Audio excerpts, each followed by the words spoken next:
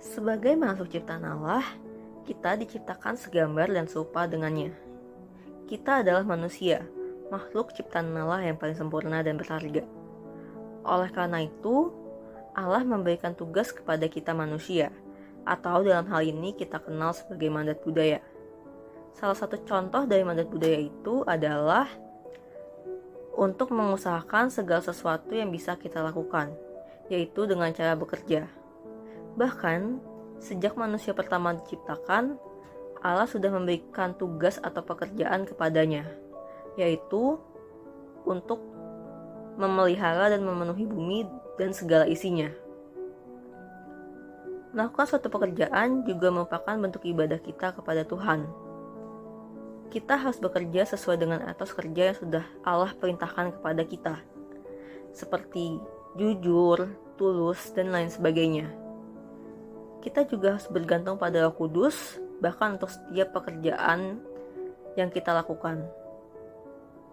Salah satu contohnya adalah kita memulai dan mengakhiri segala sesuatu yang kita kerjakan dengan berdoa. Di sini saya akan menjelaskan bagaimana Alkitab memandang pekerjaan. Alkitab memandang pekerjaan sebagai bagian penting dari rencana Allah bagi manusia. Sejak awal, Allah menciptakan manusia untuk bekerja dan memelihara Taman Eden. Bekerja bukanlah hukuman atas dosa, melainkan anugerah dan kesempatan untuk menggunakan talenta dan kemampuan yang diberikan Allah kepada kita. Tujuan utama bekerja bukan hanya sekedar untuk mencari nafkah, tetapi juga untuk menyembah Allah. Melalui pekerjaan kita dapat memuliakan Allah dengan menggunakan talenta dan kemampuan kita untuk melayani Dia dan orang lain. Kolose 3 ayat 23 berkata, "Apapun yang kamu lakukan, kerjakanlah dengan segenap hatimu sebagai untuk Tuhan dan bukan untuk manusia." Mengembangkan diri, bekerja memberikan kesempatan untuk belajar dan berkembang, baik secara fisik, mental, maupun spiritual. Melayani orang lain, bekerja memungkinkan kita untuk menggunakan keterampilan dan pengetahuan kita untuk membantu orang lain dan membuat dunia menjadi tempat yang lebih baik. Ketika kita bekerja juga menikmati hasil kerja kita. Alkitab juga mengakui bahwa bekerja dapat membawa kepuasan dan sukacita. Meskipun Alkitab memandang pekerjaan sebagai hal yang penting, namun bukan berarti pekerjaan menjadi hal yang satu-satunya fokus di dalam hidup kita. Kita harus tetap menyeimbangkan pekerjaan dengan aspek lain kehidupan kita, seperti beribadah, keluarga, dan waktu luang. Secara keseluruhan, Alkitab memandang pekerjaan sebagai bagian integral dari rencana Allah bagi manusia, dengan tujuan untuk memuliakan Allah, mengembangkan diri, melayani orang lain, menikmati hasil kerja, dan mencapai keseimbangan di dalam hidup kita sebagai umat Kristiani. Etos kerja Kristen mencakup nilai-nilai seperti integritas, kejujuran, kerendahan hati, dan pelayanan. Dalam pekerjaan, orang Kristen diharapkan untuk menunjukkan karakter Kristus dalam setiap tindakan keputusan mereka. Kerendahan hati adalah aspek penting dari etos kerja Kristen, mengingatkan bahwa kesuksesan dalam pekerjaan bukanlah tentang penghargaan diri saja, tetapi tentang memberikan kemuliaan kepada Tuhan melalui dedikasi dan kerja keras. Pelayanan juga merupakan bagian integral dari etos kerja Kristen. Melalui pekerjaan mereka, orang Kristen diharapkan menjadi berkat bagi orang lain, baik dalam lingkup profesional maupun dalam pelayanan masyarakat. Selanjutnya, saya akan membahas tentang dampak jika kita bekerja tidak menurut ajaran Kristiani, yaitu mandat budaya, yang telah diberikan oleh Allah kepada kita, melainkan kita malah bekerja dalam dosa. Seperti yang sebelumnya telah dijelaskan, Allah telah memberikan kepada kita mandat budaya untuk berkuasa dan memelihara ciptaannya. Maka dari itu, pekerjaan kita juga harus sesuai dengan mandat budaya tersebut. Selain itu, bekerja juga merupakan ekstensi dari pekerjaan Allah. Maka dari itu, pekerjaan harus memberikan kontribusi kepada apa yang dikehendaki oleh Allah untuk dikerjakan di dunia ini. Selanjutnya saya akan membahas dampak yang akan muncul jika kita bekerja di dalam dosa. Dampaknya pertama muncul jika kita bekerja bukan dengan tujuan etos kerja Kristiani. Contohnya seperti kita bekerja untuk mendapatkan penghasilan. Lalu kita bekerja dan tanpa ada tujuan yang jelas, seperti hanya untuk mencari uang semata. Terus kita bekerja dengan cara egois tanpa memikirkan orang lain dan hanya ingin menang sendiri. Dan yang terakhir, kita meninggikan pekerjaan bagaikan kita menyembah berhala kepada pekerjaan tersebut dan lupa kepada Allah. Jika hal itu terjadi, maka pekerjaan yang kita lakukan adalah pekerjaan di dalam dosa, di mana semua pekerjaan yang kita lakukan akan ditandai dengan rasa frustasi dan ketidakpuasan. Serta pekerjaan kita akan mencangkup banyak konflik, iri, dan akan membuat kita menjadi lelah. Serta berbagai macam emosi negatif yang timbul karena kita bekerja di dalam dosa tersebut. Maka dari itu, ketika kita melakukan pekerjaan, jangan pernah lupa mandat budaya yang telah diberikan Allah kepada kita ketika kita akan melakukan pekerjaan. Karena jika tidak, pekerjaan yang kita lakukan adalah pekerjaan yang sudah jatuh ke dalam dosa. Peran gereja dan individu dalam mendukung etos kerja Kristiani sangat penting dalam membentuk budaya kerja yang sesuai dengan prinsip agama Kristen. Berikut adalah beberapa cara bagaimana gereja dan individu dapat berkontribusi. Yang pertama itu ada pendekatan moral dan etis. Gereja memiliki peran yang menyampaikan ajaran moral dan etis kepada umatnya.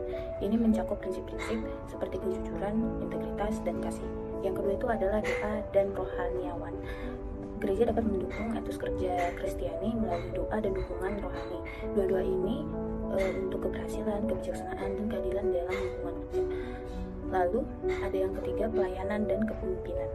Gereja juga dapat membimbing anggotanya bagaimana menggunakan bakat dan keterampilan untuk melayani orang lain, baik dalam konteks pekerjaan maupun di luar sana.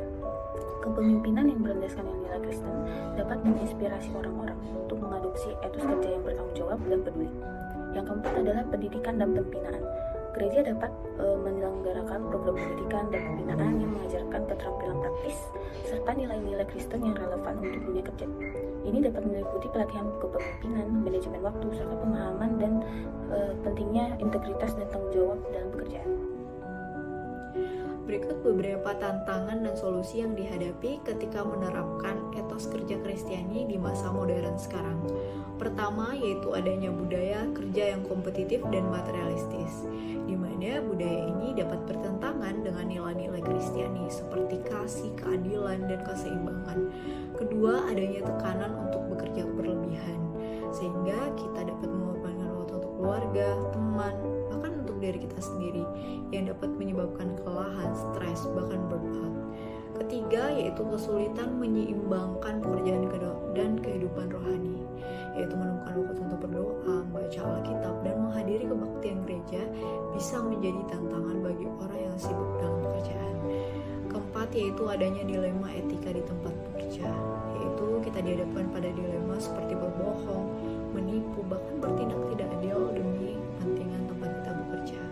Berikut beberapa solusi, yaitu pertama, yaitu membangun komunitas Kristiani di tempat bekerja, sehingga kita dapat saling memberikan dukungan dan dorongan untuk menerapkan etos kerja Kristiani, menentukan batasan yang sehat, dan tetap memprioritaskan waktu untuk Tuhan, yaitu untuk selalu berdoa, membaca Alkitab, dan merenungkan firman Tuhan, berani untuk bertindak etis, dan mencari mentor atau pembimbing. Sehingga etos kerja Kristen bukan tentang mencapai kesuksesan pribadi atau kekayaan, tetapi tentang menggunakan pekerjaan untuk memuliakan Tuhan dan melayani orang lain. Saya akan menjelaskan bagaimana cara membuat pilihan sulit yang harus dilakukan dalam menuju perjalanan karir yang sukses. Yang pertama yaitu berdoa dan refleksi. Sebelum kita membuat keputusan besar, alangkah baiknya kita berdoa untuk mendapatkan petunjuk dan pengertian dari Tuhan. Kita harus meluangkan waktu kita untuk merenungkan nilai-nilai Kristen dan bagaimana hal itu berkaitan dengan situasi kita. Lalu kita bisa berkonsultasi dengan keluarga dan teman. kita bisa mendiskusikan pilihan kita dengan orang-orang yang kita percaya seperti orang tua, teman, yang akan memberikan dukungan dan nasihat yang sesuai dengan iman kepercayaan kita. Karena kita percaya mereka akan memberikan sudut pandang yang berharga dan doa-doa mereka akan menjadi dukungan bagi kita. Lalu kita harus meninjau setiap pilihan kita dengan hati-hati, mempertimbangkan bagaimana pilihan-pilihan sulit akan mempengaruhi kita secara pribadi dan rohani. Lalu juga orang-orang di sekitar kita. Kita akan mempertimbangkan apakah pilihan tersebut sejalan dengan nilai-nilai dan prinsip Kristen. Kemudian kita selalu memprioritaskan kebenaran dan integritas dalam segala hal yang kita lakukan. Kita tidak boleh berkompromi dengan prinsip-prinsip kita sebagai Kristen, walaupun itu berarti kita akan menghadapi kesulitan ataupun penolakan. Kemudian kita harus mempertimbangkan bagaimana setiap pilihan kita dapat menjadi kesempatan untuk melayani orang lain dan menghormati Tuhan. Kita memilih jalan yang memungkinkan kita untuk mengintegrasikan iman Kristen kita ke dalam pekerjaan dan kehidupan sehari-hari. Kita juga harus mengingat bahwa perjalanan karir kita tidak selalu mulus, karena kita akan menghadapi rintangan ataupun kegagalan. Tapi, itu tidak boleh membuat kita menyerah. Kita harus menjadikan rintangan atau kegagalan bagi pengalaman kita sebagai kesempatan untuk tumbuh dan berkembang dalam iman dan bertekun. Lalu ketika kita mengejar kesuksesan dalam karir, kita harus mempertimbangkan sikap kita, yaitu rendah hati, dan kita mengingatkan diri kita bahwa segala yang kita capai semuanya berasal dari Tuhan. Kita tidak boleh membiarkan kita berambisi menggantikan peran utama iman dan ketaatan kita kepada Tuhan. Lalu ketika kita membuat masalah ataupun mengambil keputusan yang salah, kita harus belajar dari kegagalan dan kita bisa berkembang dari masalah tersebut. Karena jika hati kita keras atau kita tidak mampu untuk mengakui kesalahan, itu adalah hal-hal yang harus kita hindari dalam pandangan Kristen. Sekian, terima kasih.